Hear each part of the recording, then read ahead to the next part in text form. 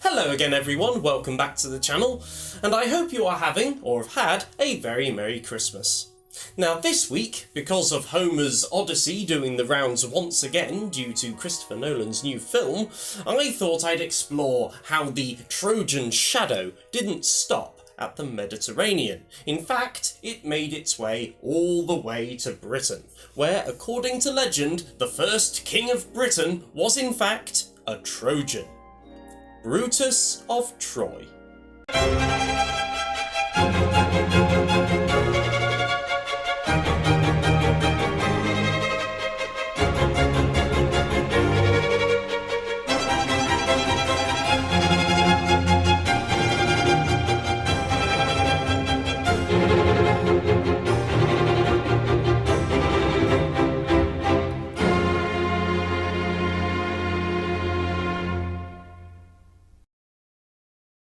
Brutus is a mythical British king, supposedly a descendant of the Trojan hero Aeneas, and he's supposed to be the founder and first king of Britain.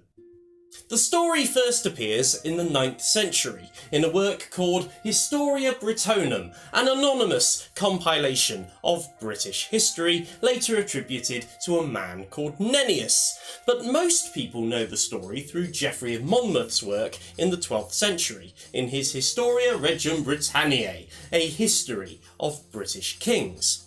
And this work would shape Britain's identity for hundreds of years.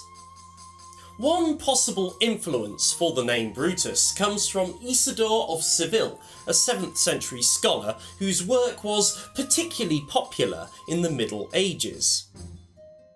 Isidore speculated that the name Britain actually came from the Latin word bruti, meaning brutes, as in his view the Britons were uncivilized. However, later writers seem to have turned this idea on its head, so instead of Britain being a place of savagery, instead it is a place that was set up by a man of noble ancestry, Brutus. In the Historia Brittonum, the story starts with the end of the Trojan War, with Aeneas fleeing the fall of Troy and settling in Italy. And later on, his son Ascanius would set up the city of Albion, one of the forerunners of Rome. Ascanius' wife becomes pregnant, so a magician is brought in to predict the child's future.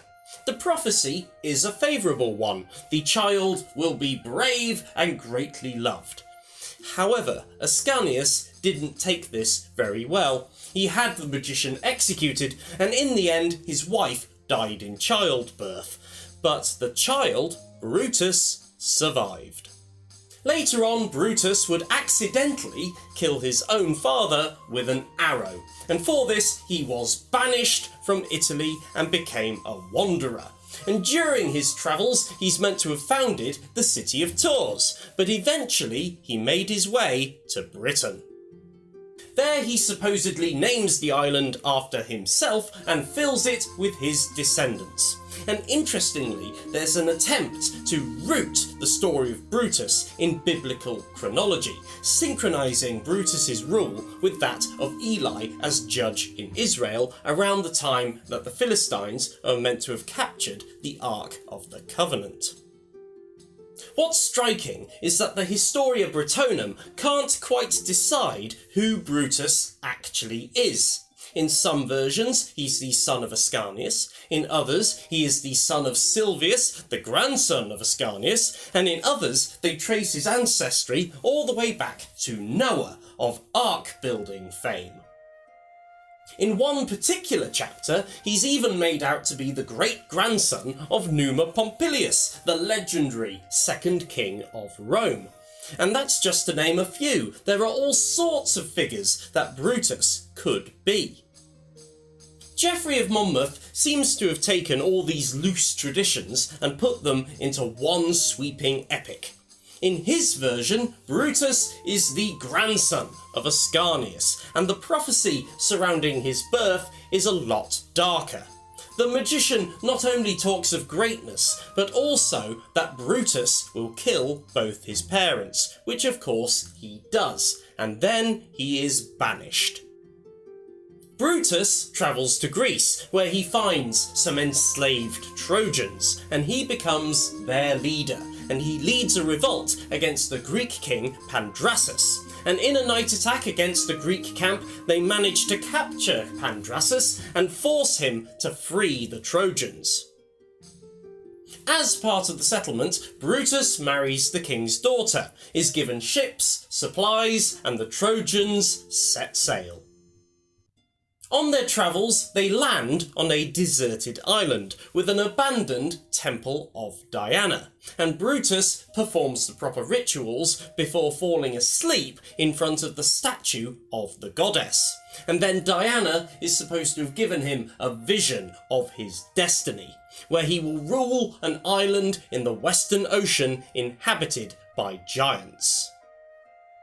After some further adventures to places like North Africa and a run-in with some sirens, Brutus is meant to have stumbled across another set of Trojan exiles, led by a man called Corineus. In Gaul, Corineus provokes a conflict with Geoffrey Pictus, the king of Aquitaine, and in the conflict, Brutus's nephew, Taurinus, is killed, with the city of Tours being founded where he was buried.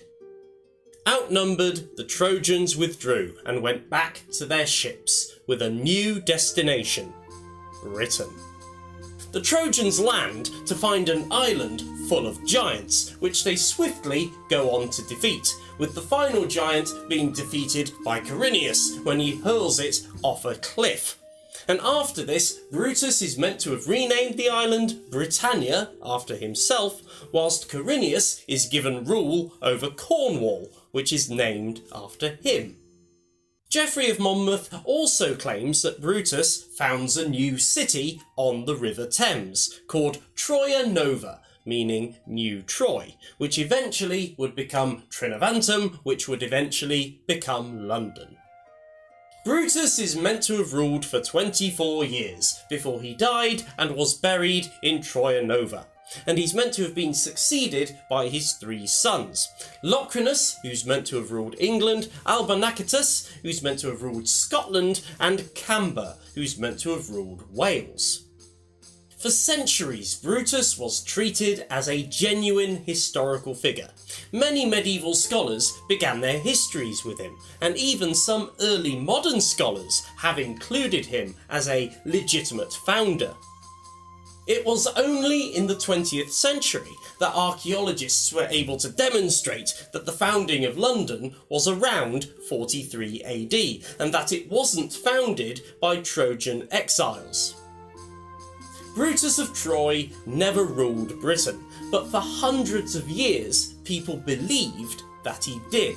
And that tells us something, not necessarily about the ancient world, but of later generations and how they wanted Britain's history to be viewed.